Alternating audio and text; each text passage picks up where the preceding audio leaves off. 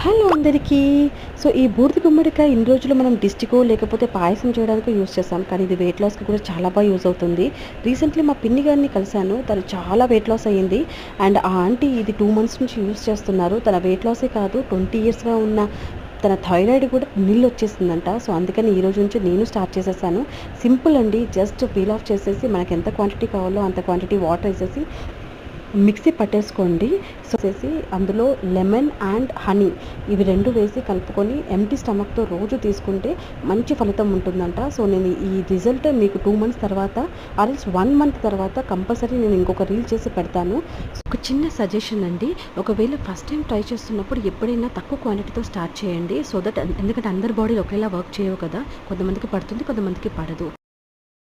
నా వీడియో ఒకవేళ first time చూస్తూ ఉంటే అనితా నీలూరి _ రాక్ సితారాస్ అని క్లిక్ చేయండి, సెర్చ్ చేయండి. మీకు నా పేజ్